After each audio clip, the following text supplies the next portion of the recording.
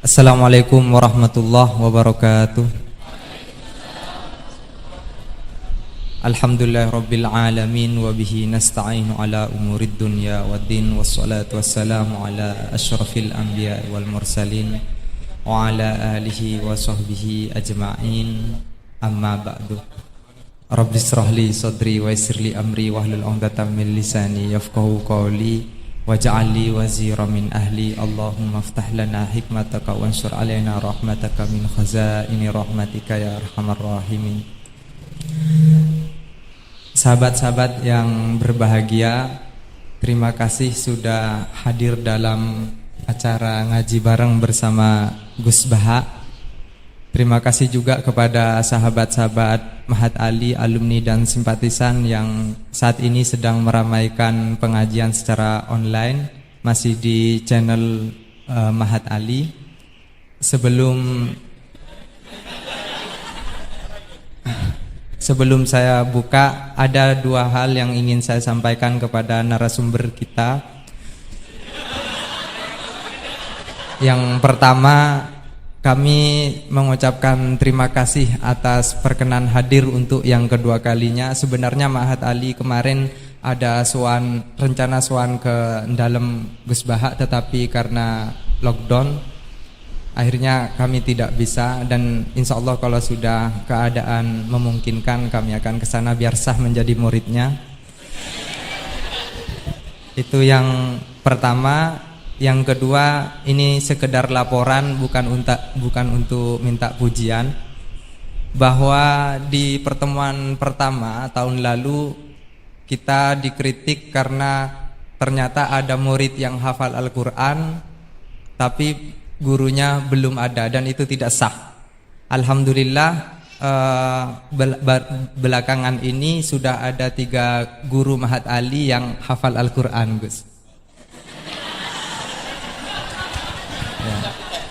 Bisa. Yang pertama mohon disiapkan Ustadz Ahmadi Muhammadiyah ya.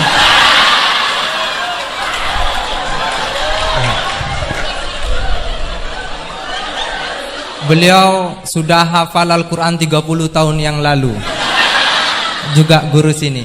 Dan yang kedua Ustadz Miftahus Surur, kurang lebih 18 atau 20 juz. Terus yang ketiga Ustadz Wandi, kurang lebih 15 sampai 17 juz. Dan yang lain di moderator sendiri di berbagai juz, ayat-ayat ahkamnya aja.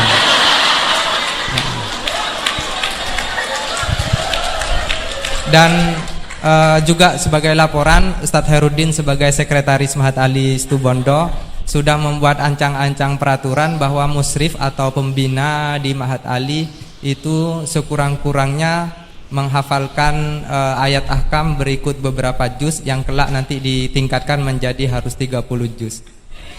Tetapi ada yang kurang baik. Setelah itu aturan itu berlaku untuk yang daftar jadi dosen. Kalau yang sudah jadi dosen bagaimana Ustadz Herudin? Ustadz Herudin mengutip Al-Baqarah tentang ayat riba itu, Gus.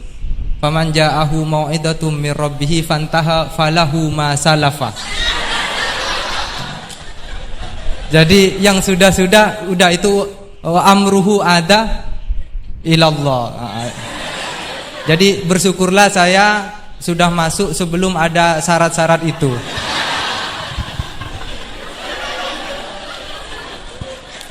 Dan yang terakhir, saya sudah kapok juga untuk mengatur kiai. Saya tidak akan ngurus temanya apa, waktunya berapa. Saya persilahkan sesuka-sukanya juga saat ini dalam pengertian yang hakikat. Bukan hanya karena kapok ngatur ya, tetapi juga beliau sudah berjanji tidak akan lebih 45 menit tahun lalu. Jadi ini hanya soal menagih janji saja.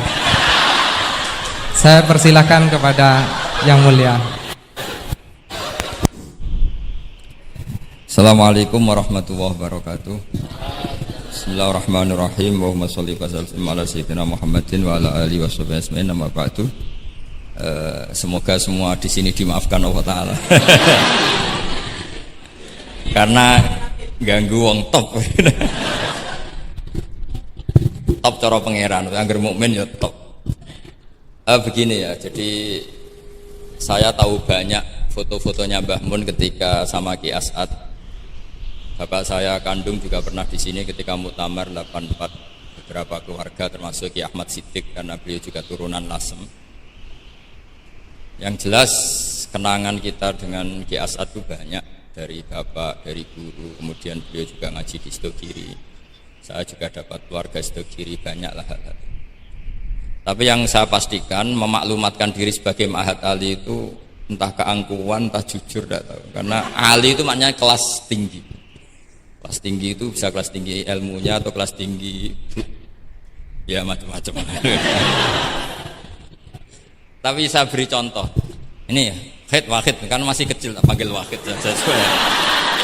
Ini tak beri contoh. Ini kitab Minhajut Thalibin. Ini saya belajar tak takriri sampai seperti ini. Ini bisa dilihat ini. Hampir di semua kitab saya, kitab-kitab induk, entah itu fikih, entah ihya, entah hikam, itu pasti ada takrirannya. Karena tadi saya sudah komplain sama Pak Khairuddin, keputusan fikih udah ada khilaf itu gak keren gitu saya itu. Karena bawaannya fikih itu khilaf. Saya beri contoh ya. Di sini fikihnya kan diajarkan kan Fathul Wahhab. Ya. Saya sedikit cerita tentang Fathul Wahhab. Dulu indukan kitab fikih itu namanya Al-Um, ya kan? Dikarang katanya, dikarang oleh Imam Syafi'i. Sebenarnya enggak dikarang, diimlakkan. Ini pakai bahasa Ma'had Ali, kelas tahqiq. Ya, kalau bahasa umum kan kitab dikarang Imam Syafi'i itu salah besar. Karena di situ masih ditulis qala Imamunas Syafi'i. Yang benar itu amla alaina Syafi'i, diimlakkan oleh Imam Syafi'i, ditulis oleh beberapa muridnya. Yang paling masyhur kalau kitab itu Imam Muzani. Sebenarnya di situ ada Imam Buaiti, ada Imam Robi, tapi yang paling telaten itu Imam Muzani. Sehingga kitab itu dinisbatkan pada Imam Muzani. Di beberapa itu juga ada yang dengan tanda kutip ditinggalkan oleh Imam Muzani. Disebut Infiradul Muzani anis Syafi'i. Kemudian setelah jadi Mukhtasarul Muzani, ini saya tanpa menyiapkan materi loh, karena sebetulnya saya sudah minta Gus Azam hanya ngisi di pengajian umum, karena sudah saya kapok ke sini. Kapoknya itu bukan karena mangkel, tapi nggak ada perkembangan. Itu nggak ada perkembangan. Jadi hafal Quran itu keharusan seorang faqih. Baru hafal 4 aja diceritakan. Memang ini ngawur sekali itu sebetulnya. Memang normalnya seorang faqih memang hafal Quran. Enggak boleh hanya berapa? 4. Enggak meyakinkan. Nah, Mukhtasarul Muzani itu ada beberapa hal yang beliau beda dengan Imam Syafi'i. Kemudian disarai namanya kitab Nihayatul Matlab fi Dirayatil Madhab oleh Imam Haram. Saya punya kitabnya dan tak pelajari. Oh, ini maklumat. Bukan niat sombong, ini niat cerita fakta. Nihayatul Matlab fi Dirayatil Madhab. Kemudian Imam Haromen punya murid alim alamah yang saat itu belum suka tasawuf. Namanya Imam Ghazali. Beliau akhirnya menulis Al-Basit, berhubung Ma'had Ali sinau basit gak pati iso mergo kegeden digenti Al-Wasit. Al-Wasit ya ora pati disinaoni digenti apa? Al-Wajiz. Alhamdulillah kayaknya Pak Khairuddin juga gak punya. Punya kitab Wajiz. Wahid punya? Wahid Wajiz? Berapa halaman itu? Kitab Wajiz itu. Berapa halaman? Tebelnya aja kira-kira seberapa tebelnya? Ya tebelnya seberapa? Kalau nggak tahu isinya paling nggak tahu tebelnya. harganya masih ingat ya? Kalau nggak tahu isinya tahu harganya ya. Cetakannya DKI apa? Ya, ingat dia kalau uang ingat dia. Jadi bawaannya orang nggak bakat soleh itu kalau uang itu ingat. Terus setelah itu diringkas lagi sekaligus ada kritik tertentu, komplain tertentu disebut Al-Muharrar. Jadi memang syaratnya fikih itu harus ada yang komplain karena nggak bisa final. Disebut apa? Al-Muharrar. Al-Muharrar itu ya sudah dinamain Al-Muharrar yang sudah diteliti oleh Imam Rafi'i Ada yang komplain lagi, ya setengah sarah tapi setengah komplain. Namanya Minhajut Thalibin. Minhajut Thalibin dikomplain lagi di era Syekh Zakaria Al-Ansori. Dari masdar dengan jamak mudzakkar salim diganti Manhajut Thullab. Ya maknanya sama, minhaj sama manhaj maknanya sama, Thalibin jamak mudzakkar salim, Thullab jamak taksir. Jadi asli ini yo cara Jawa mau akal-akalan tok, Minhajut Thalibin jadi Manhajut Thullab. Kemudian Manhajut Thullab itu dikarang sangat ringkas, sehingga yang baca itu tidak paham. Mu'alifnya akhirnya dengar-dengar kalau anak-anak Matahari itu tidak paham. Akhirnya terus Manhajut Thullab disarai sendiri oleh Syekh Zakaria Al-Ansori, jadi Fathul Wahhab. Loh, alhamdulillah ya masih banyak yang nggak paham, padahal sudah sarah. Artinya sarah kan gampang. Ya tidak paham itu bagus kan, kita ngaku tidak paham tawadhu. Daripada ngaku paham nggak paham, mendingan ngaku nggak paham kan.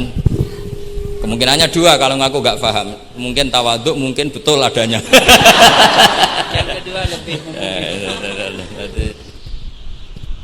Nah, saya cerita sedikit tentang kenapa fikih itu harus ada dan selalu ada khilaf. Karena itu masalah furu'iyah, apa? Saya beri contoh, ini kitab Minhajut Thalibin dan saya punya catatannya banyak. Oh, sampai gini, sampai sarah-sarahnya punya saya.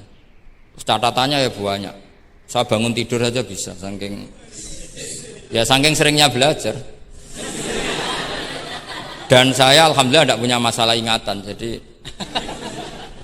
kadang banyak guru punya masalah apa? Ingatan. Tapi tidak perlu dianggap harus kemana gitu, ke rumah sakit apa, tidak perlu, nggak ingat.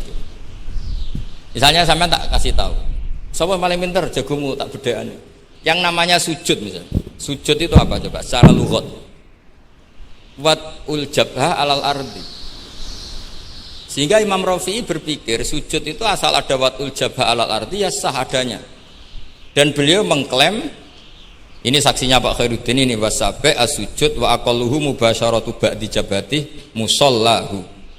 Ya. Beliau hanya mengatakan wala yajibu wat'u yadaihi wa rukbataihi wa qadamaihi fil adhar. Wala yajibu. Ini kalau enggak percaya, kapan baca? Masih tarahum bisa ya? Coba baca. Wala yajibu coba wat'u yadaihi pakai nada Indonesia, jangan nada negara sebelah coba. Wala yajibu wa rukbataihi wa qadamaihi fil adhar. Jadi menurut Imam Rafi'i ketika sujud itu tidak harus wat'ul yad, tidak ada wat'ul rukbah, tidak ada wat'ul. Nah, karena secara lughat yang namanya sujud itu ya seperti itu, wat'ul jabha. Dan sujud itu sudah dikampanyakan sedemikian rupa bentuk apa ketertundukan tertinggi, yaitu dengan wat'ul jabha. Artinya posisi kepala di bawah pantat.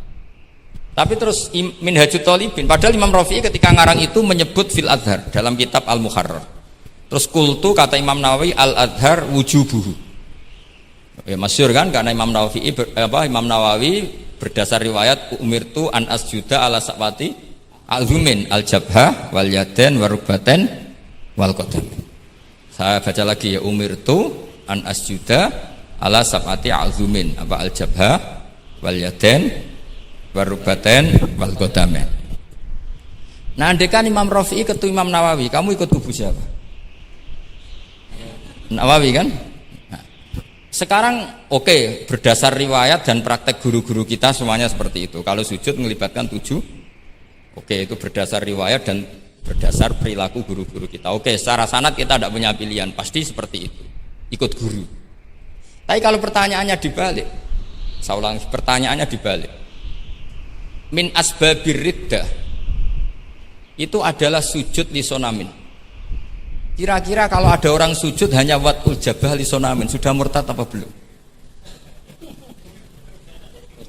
Murtad kan? Loh enggak, sudah murtad belum? Termasuk murtad kan sujud lisonamin atau li ghairillah. Kira-kira untuk murtad syaratnya melibatkan 7 anggota apa cukup wat'ul jabah?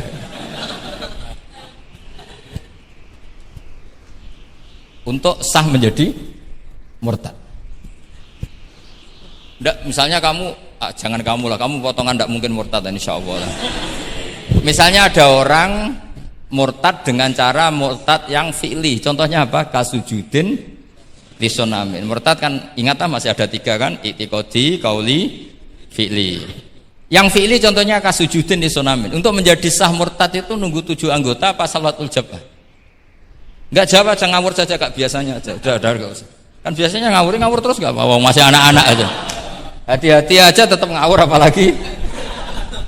Enggak, menurut kamu sudah murtad belum? Ya kan murtad kan? Artinya kalau itu sah untuk menjadi murtad, harusnya juga sah untuk menjadi sujud, karena sama-sama simbol. Sujud watul jabah faqat ya simbol takzim ke Allah setinggi-tingginya. Kenapa menjadi murtad? Karena ini simbol hormat kepada sonam setinggi, sehingga Imam Rafi'i berpendapat sujud itu tidak harus melibatkan anggota 7. Ya kira-kira gitu lagi. Makanya tadi saya juga matur Mas Hasan, piye gurumu mbok kancamu lah, guru keduren. Maca fikih ora ana khilaf, fikih apa kata saya. Fikih ben seru itu harus ada khilaf. Ya ini sama yang baca supaya jadi seksi. Kalau menurut Imam Rafi'i seperti itu. Enggak, ya harus jadi wala yajibu ini. Enggak akan keliru. Tadi kan sudah tak baca. Wala yajibu wad'u yadayhi wa rukbatayhi wa qadamaihi fil adhar.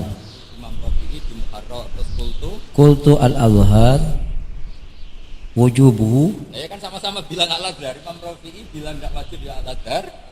Imam Nawawi bilang wajib ya al-adhar. Kamu partai Ditutup wallahu a'lam. Oh iya.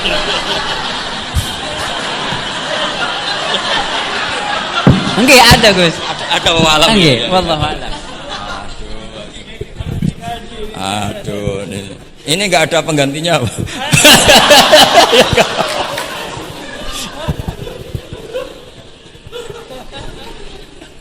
Jadi fikih itu mau tidak mau harus khilaf karena sudut pandangnya seperti itu. Misalnya sopan itu baik. Misalnya saya di sini, kiai kamu saking sopannya itu dodok mulai sana itu bagus. Tapi nak kiaimu apa kepleset terus kue sopan. Sedang kiaimu kesemper lagi dok. Sehingga kita sebagai kiai itu mikir sopan itu bagus. Tapi kalau berlebihan kan tidak efektif kan. Cong aku pengen jedeng tuntun kayak kokono. Kalau sini tuh kan deprok terus melaku ke sini. Jadi makanya ya kita harus ngeritik juga. Sopan berlebihan juga akhirnya ada efektif. Cong sedang kiaimu tiba mati kayak lagi dok kan gitu kan. Nah, sekarang perempuan juga gitu. Mbak-mbak yang cantik tuh baik sopan apa baik tidak sopan? Baik tidak sopan. Karena kalau sopan sama Pak Wahid, ayu sopan, mesti eling terus raiso tuh. Tapi nak rasopan, seneng aku, gaji ini Mahatali mau piro. Itu langsung lupa. Dan itu bagus karena melupakan Nah, lo betul ini kan katanya tadi siapa yang hafal Quran? Ya nisa an-nabi lastunna ka ahadim inan nisa. Ini taqaitunna fala takhdu'na bil qaul fayatma alladhi fi qalbihi marad. Wahai orang-orang yang cantik, kalau ketemu lelaki itu jangan terlalu sopan. Fala takhdu'na bil qaul. Kalau ngomong jangan terlalu khudu. Karena bawaannya lelaki yang fi qalbihi maradun, khudu itu dianggap mau. Saya tadi ada Mbak cantik sama Pak Khairuddin atau sama Pak Wahid sopan. Mohon kalau derek guru mawon, mesti pikirannya, oh maksudnya gelem tak wayo, mesti dah. Padahal maksudnya derek itu menderek mata pelajaran. Tapi utek-utek begini itu kan, yang fikol dia apa? Marot, contoh saja loh. Tapi bisa fakta. Itu mesti pikirannya itu kemana-mana. Mohon kalau derek Pak Fakhed mawon, ngomong wong ayu, nak sengelak kan rada dipikir. Sehingga unik. Khusus perempuan yang cantik itu sopan itu tidak baik di dalam komunitas lelaki yang fi qalbihi, karena pikirannya mesti. Padahal Mbak tadi bilang gitu maksudnya anut Pak Wahid, ikut mata pelajarannya. Tapi pikirannya sampean kan bisa enggak gitu. Fala takhdu'na bil qauli fayatma alladzi, itu hebatnya Quran. Jadi psikologi lelaki juga dibicarakan. Bawaannya lelaki kalau ketemu perempuan cantik kok sopan, kok memberi harapan, itu terus golek dukun mahabbah nih. Kayak apa pinternya Quran? Nah ini sayangnya yang hafal baru 4. Padahal saya satu mobil saja tadi hafal berapa Gus? Pakai satu mobil. Karena pondok saya memang pondok tahfidz. Jadi yang derekno saya banyak yang hafid. Jadi satu kelas kalah dengan satu mobil. Supir saya hafal Quran, penderek saya hafal Quran, yang bawakan tas ya. Oh, kalah jauh tetap. Yang satu kiai tidak hafal Quran. Iya, memang pondok saya pondok tahfidz karena memang pondok tahfidz. Jadi seperti itulah. Masa kamu menyarankan orang tidak sopan? Tidak mungkin kan. Masa kita ngajari santri-santri gak sopan? Tidak mungkin. Tapi kalau kamu ajari sopan, khusus yang cantik, ketemu lelaki yang seperti itu, akibatnya fayat ma'alladzi fi qalbihi marad. Makanya di sarah-sarah atau di tafsir-tafsir sampai ada penjelasan wa yusannu lil marati takhlidu sautiha. Perempuan disunatkan menebalkan suaranya untuk menghilangkan rasa apa? Syahwat lelaki tadi. Wis paling enggak misalnya enggak mau nebalkan ya judes. Misalnya ketemu Pak Wahid, "Mbak apa ning ndi?" "Gak urusanmu." Oh, itu mesti langsung lali. Nah, tapi nak jawab lah badhe napa ngersakno napa nggih kula tak derekno jenengan riyen. Wah, bahaya. Padahal maksudnya derekno iku ya mata pelajaran, ndak ada hubungannya dengan mau dinikah. Ketemu nih naudzubillah lah kalau itu. Nah, itu fikih.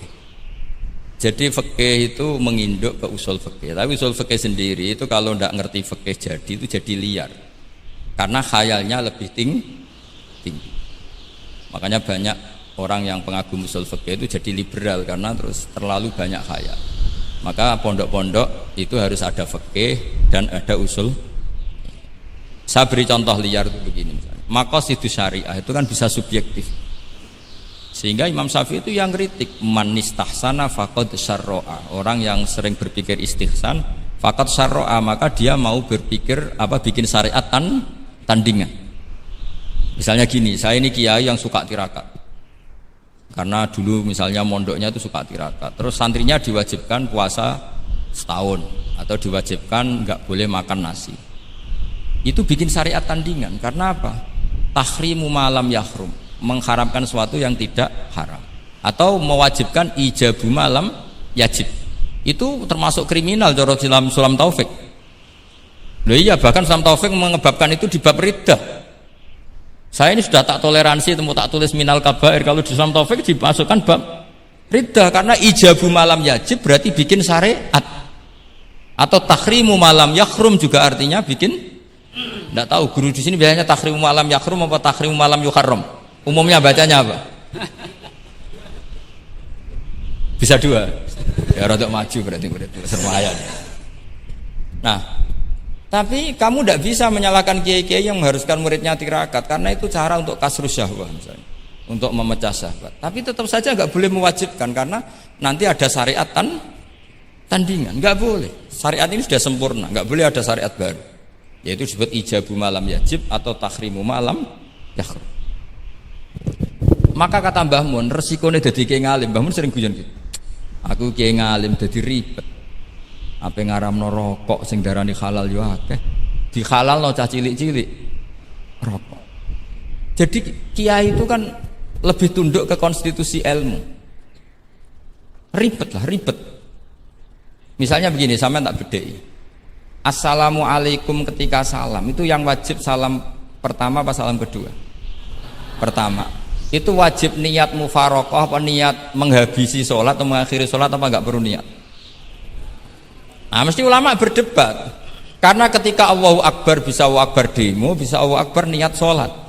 Maka untuk membedakan, lo kan bisa aja kan? Demo itu udah harus berontak enggak? Misalnya kamu ngerti perempuan yang kamu cintai, ternyata omongan nebek Pak Guru Khairuddin kan Allahu Akbar, guru kok ngono kan gitu kan. Nah, untuk membedakan itu kalau untuk sholat atau untuk takjub diharuskan niat Allahu Akbar. Nah, sekarang salam harusnya juga ada pikiran begitu. Ini salam karena ketemu orang, apa salam karena keluar dari sholat. Makanya selalu ada ulama yang berpendapat wajib niatul khurud minas sholat. Karena logikanya kalau Allahu Akbar wajib niat sholat untuk membedakan Allahu Akbar yang wiridan, Allahu Akbar yang takjub, Allahu Akbar yang demo, untuk membedakan itu semua niat. Salam juga gitu, salam mubalek, salam kenalan, salam apa, harusnya pembedanya adalah niyatul khurud minas shalah. Makanya saya tadi itu komplain sama Pak Khirudin, itu Faslul Masail Fiqh kok tidak ada khilafnya. Hebat betul orang itu kata saya itu. Itu yang putih itu. Oh yang putri itu. Nah, jadi apa? Kaidah-kaidah seperti itu nggak bisa dihindari, khilaf-khilaf seperti itu nggak bisa dihindari.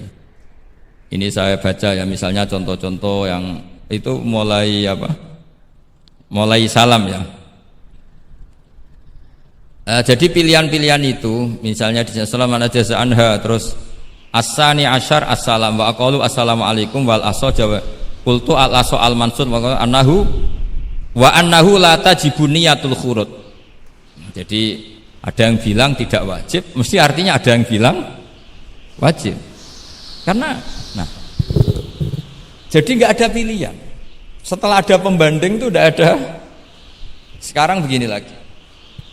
Ini yang ulama kadang-kadang ya nyuwun sewu andekan kita ulama itu kadang ra cocok, tapi cocok ra cocok ya harus didengar ini ngaji. Ulama fikih kadang ya sembrono, tapi kok muni ngono kualat. Saya ngomong aku wae. Nak darani iktidal, menamai iktidal itu ruknun qasirun ghairu maksud. Julus benas sajdatain atau jalsah itu kan ruknun qasir ghairu. Itu banyak ahli hadis yang komplain. Ini ngawur betul fuqaha itu. Wong rukun kok ghairu maksud. Dan mereka berani bilang itu rukun sing ghairu maksud. Kusida lil fasli, hanya dimaksudkan untuk pemisah. Itu kan yo mangkelno wong rukun kok ghairu. Ternyata ulama itu punya niat begini. Setelah dikatakan ruknun qasir, maka jangan ada pesaing. Yaitu ukurannya apa? Julus jalsah benas sajdatain nggak boleh lebih lama ketimbang tasahud akhir. Tasahud awal sunat tuh jangan ngaji ora khatam. Tasahud akhir apa awal? Akhir berarti sabkul ihsan pinter lah pinter. Iktidal juga ruknun qasirun, maka nggak boleh lamanya menandingi qiyam lil Fatihah. Ya sudah jelas ya. Yang jalsah benas sajdatain nggak boleh menyaingi tasahud akhir, yang iktidal nggak boleh menyaingi qiyam lil Fatihah.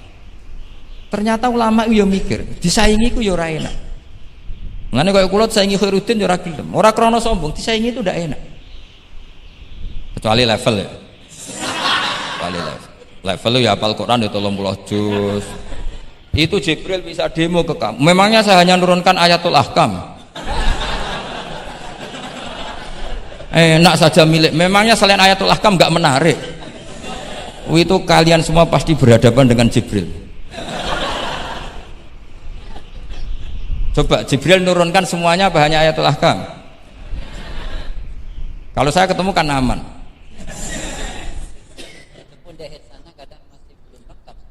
Ya iya bahaya kamu itu. Nah, ketika wajib gak mau disaingin, ini ternyata menginduk ke mazhabnya Abu Bakar As-Siddiq.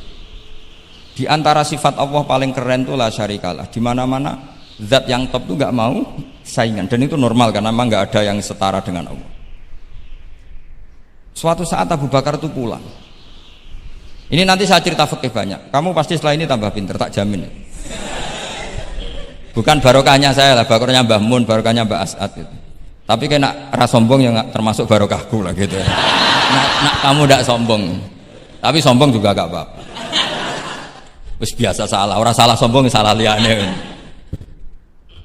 Abu Bakar pulang, di situ itu istrinya menyediakan beberapa makanan untuk sahur. Itu marah besar. Apa kamu mau menandingi Ramadan sehingga puasa sunat aja persiapannya seperti ini? Bahkan sebagian riwayat itu beliau memukuli kidrun, jadi itunya ada yang dirusak lah kira-kira gitu. Ini dengerin betul, nanti akibatnya di fikih. Makanya di fikih apa? Sholat fardu itu nggak mau kesaingan. Sholat fardu wajib qiyam liqadirin. Nggak boleh sholat sunat bersyarat begitu. Harus sah qu'ud meskipun ma'al qudrah. Karena fardu itu nggak mau kesaingan. Jadi fardu ya rada egois kira-kira gitu. Nah, mesti sama lagi krungu iki gitu. Maksudnya sering roh hukumnya tapi baru tahu logika ini. Lho aku ora suudzon sul yakin. Sul yakin. Karena fardu itu enggak mau poso fardu wajib tabyitun niat. Nginep no niat mulai malam. Poso sunat tidak. Ketemu jam 9 kamu belum makan, belum ada dukhulu syai'in fi jawfika. Terus niat puasa sah enggak? Sah. Ada bedanya enggak fardu sama sunat? Ada. Salat fardu wajib itmam. Puasa wajib itmam. Puasa sunat amiru nafsi. Wah, puasa sunat kok bojo lagi apian bisa kamu batalkan. Tapi nak puasa fardu, oh sanksinya berat. Itku rokobatin sampai ya siamu sehari ini apa? Mutatabi'an. Terakhir itamu sitina. Tapi kalau puasa sunat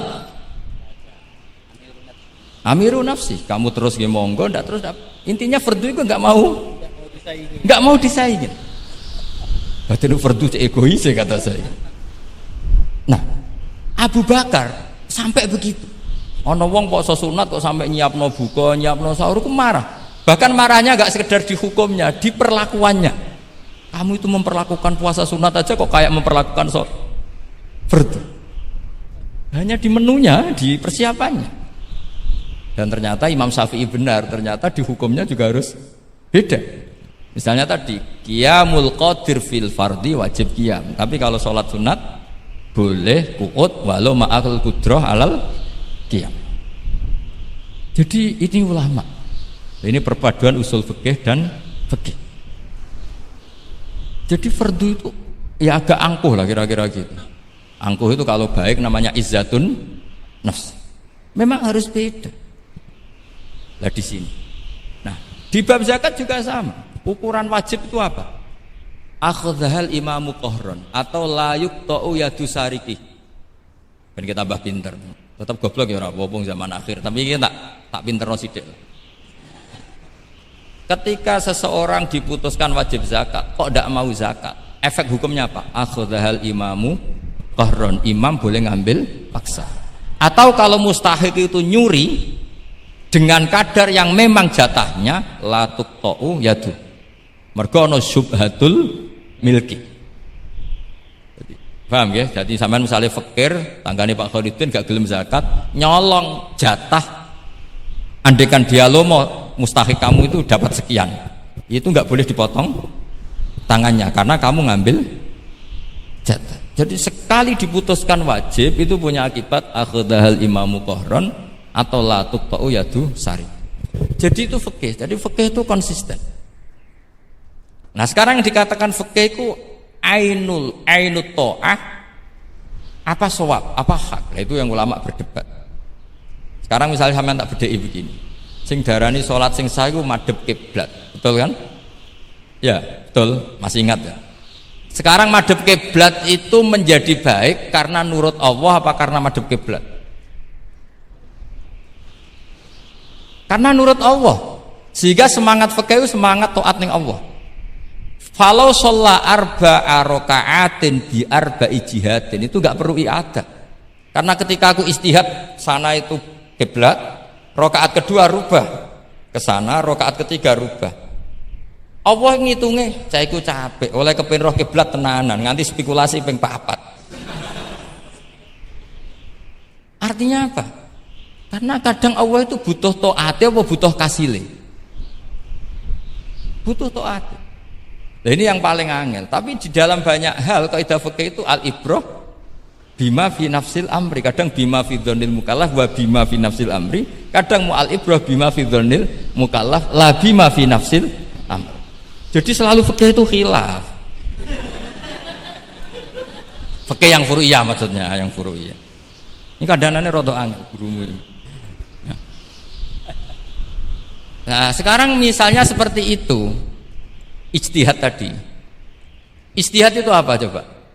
Ya tadi, ketika Anda sholat madhep sana terus taghayyara ijtihaduka dan memutuskan kiblat ke sana, kamu harus nuruti ijtihad kamu apa enggak?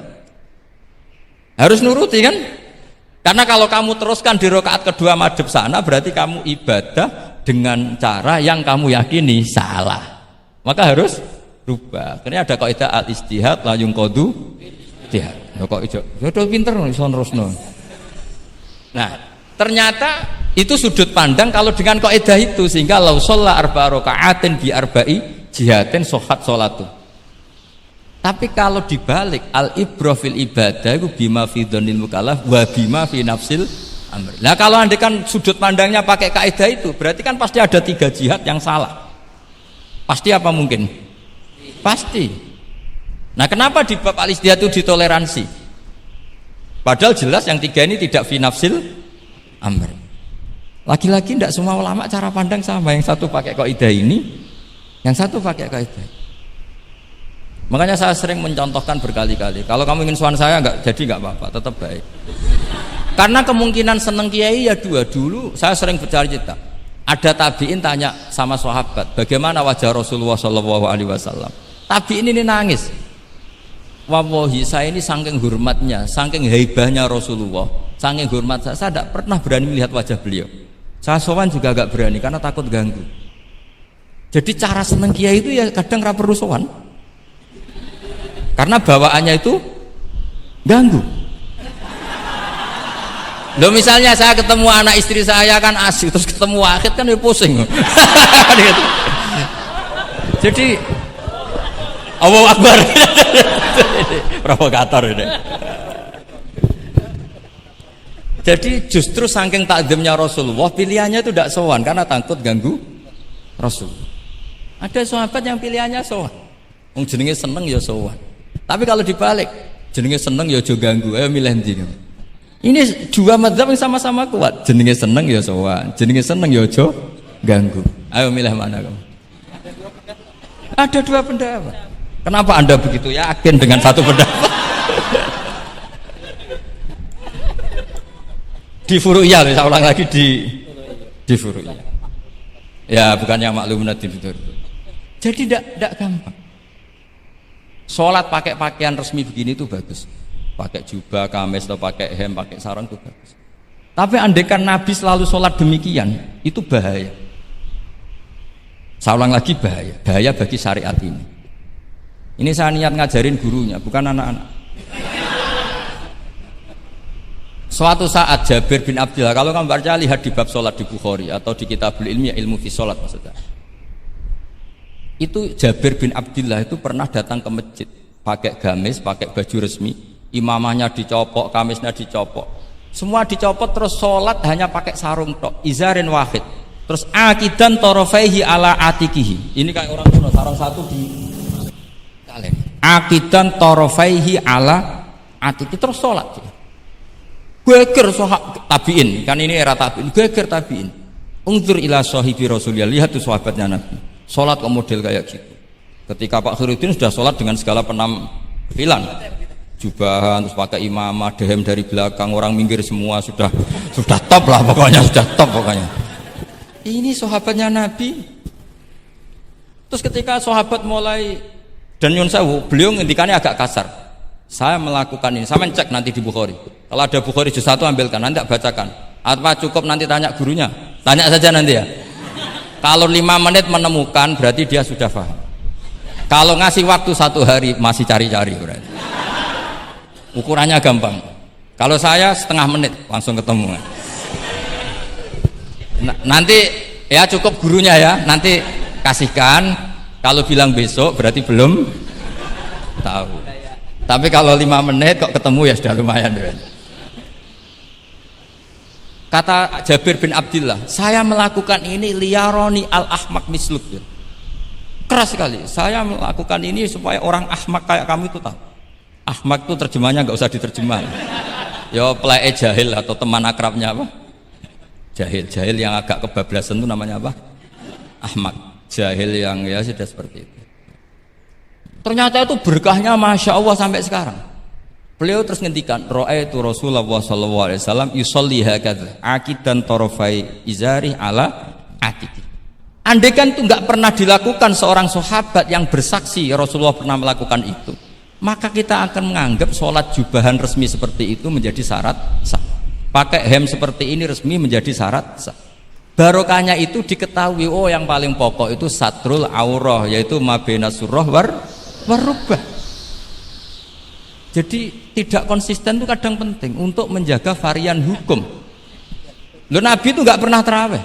Andai kan Nabi terawih terus, maka akan dikira terawih itu wajib. Nah, barokahnya nggak pernah terawih, itu kamu bisa nggak terawih kan gitu. Maksudnya ya boleh nggak terawih. Nah, kalau nanti pengurus mewajibkan, carikan takbir sulam taufik ijabu malam. Bisa masalah besar itu. Nggak ada. Ini cerita ilmu, nggak cerita perilaku. Nggak. Ini cerita ilmu, nggak cerita apa? Perilaku. Jelas kan? Jadi kadang seperti itu penting. Contoh lagi, dan ini sering saya utarakan. Ketika Nabi Fathu Mekah, tofa ashabu jami'an, itu musyatan. Semua ketika tawaf itu jalan kaki.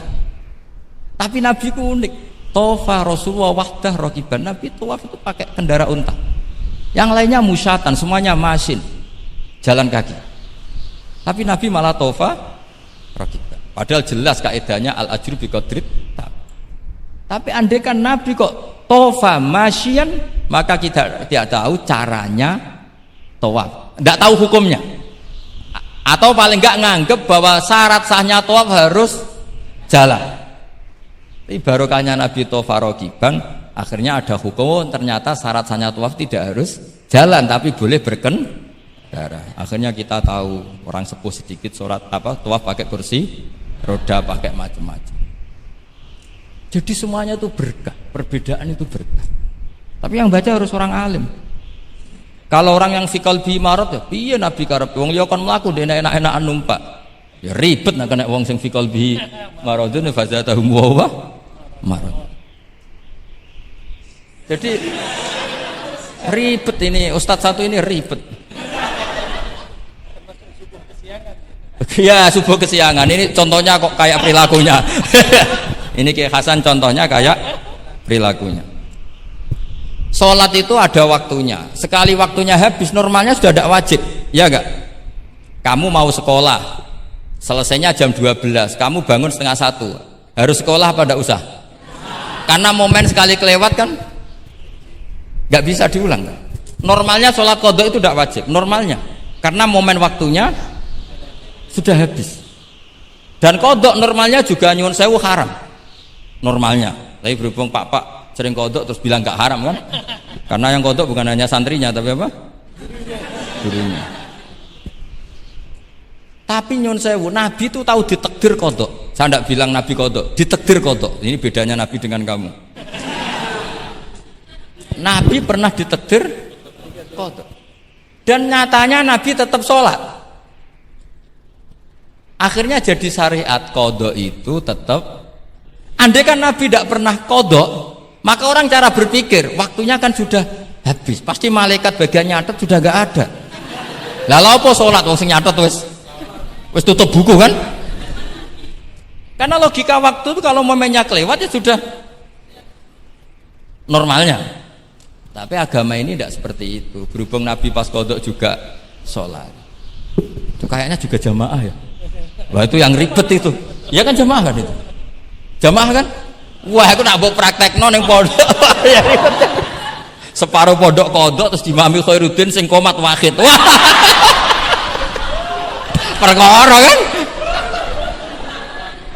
Nah, barokahnya ngerti kunut itu sunat, pura-pura ndak kunut. Akhirnya kayak orang baik kan? Yaitu mau melakukan sholat duha. Ini ya akhirnya guru saya sedang sholat duha. Itu husnudon yang gioblok.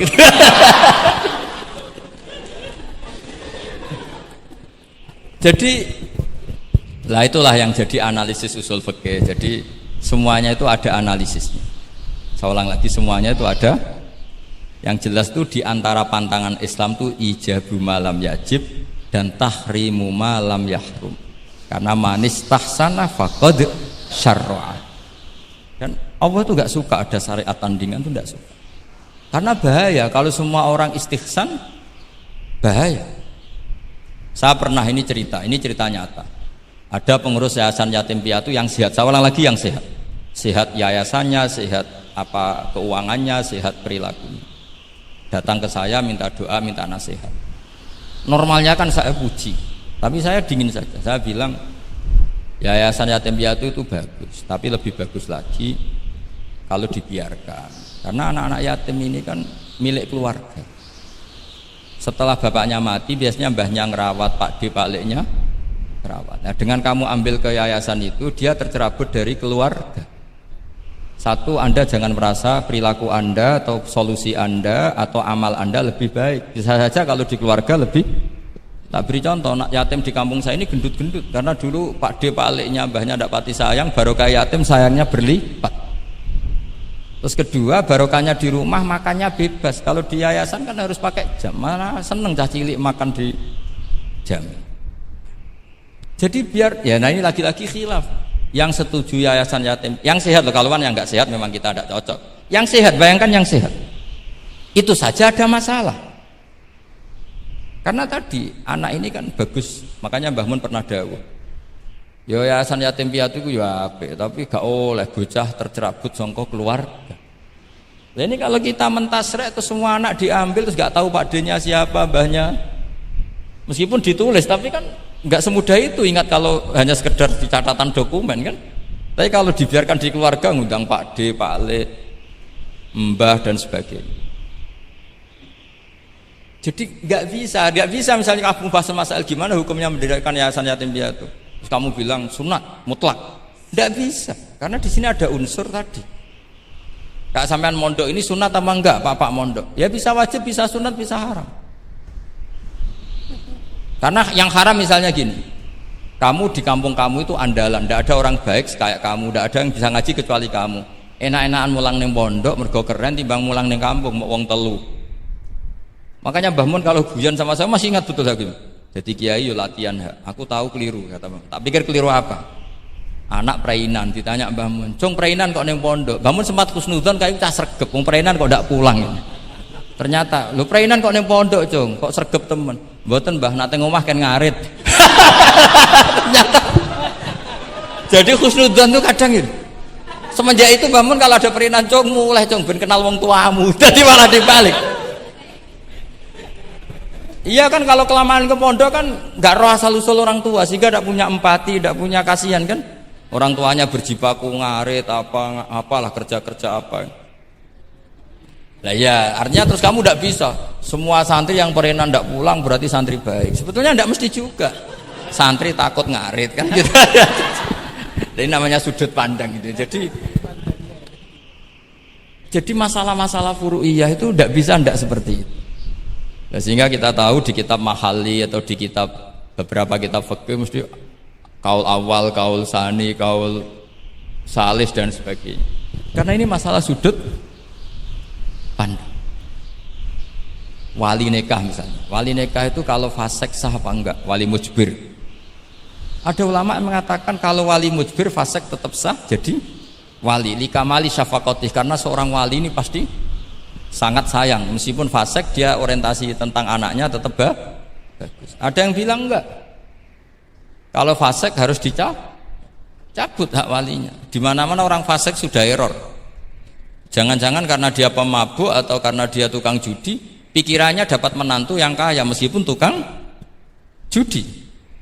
Bahaya ini kalau diberi hak wilayah atau hak wali. Makanya ulama mengatakan sekali fasik dicabut.